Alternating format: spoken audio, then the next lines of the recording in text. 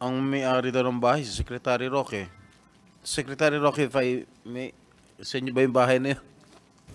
Well, Attorney una Roque. po, magandang umaga po kay Senate President Pro Tempore, kay Madam Chairperson, Senator Ontiveros, and kay Senator Gatchalian at sa lahat ng mga bisita rito. Now, ang bahay po na tinutukoy nyo sa Tuba Benguet ay rehistrado sa isang korporasyon. Tiniran ko po yan nung ako po ay umalis ng gobyerno, and I do have an interest in the corporation that owns it. No? Pero wala po sa akin ang possession ng bahay na yan. Dahil as of January of 2024, yan po ay pinaupahan ng korporasyon at ang umuupa po ay isang Wang Yun na isang Chinese national na siya po ay pumirma sa contract of lease ay require siya na magpakita ng alien certificate of registration at lumalabas po na siya ay holder ng isang 9G working visa, meaning she has a right to be in the Philippines.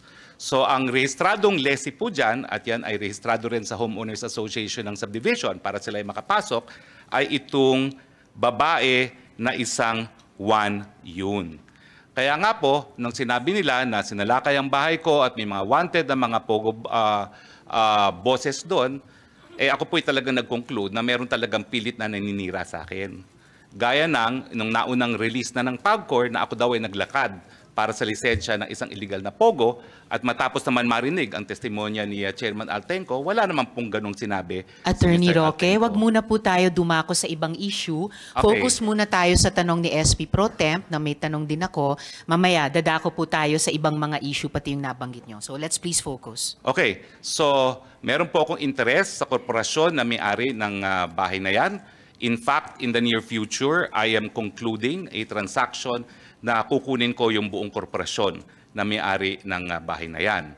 Now, pero ang ina-emphasize ko po, regardless of the ownership, there is a contract of lease which is duly notarized and which I will submit before this honorable body, which means na ang possession po dyan is in the hands of Ms. Wang Yu, who is a legal resident of the Philippines with an alien certificate of registration and in possession of a 9G working visa. Ang gusto ko nga po malaman, kung nakita nila doon sa bahay na yon, yung tao na hinahanap nila na allegedly may tie sa Banban. Dahil kung di naman po ako nagkakamali, again, as part of due diligence, yung isang lalaking nahuli dyan is the partner of of the lessee, no? Hindi ko naman po tinatanggi na may interest talaga ako dyan sa korporasyon na yan, albeit not 100% as of yet, pero magiging 100% na po yan.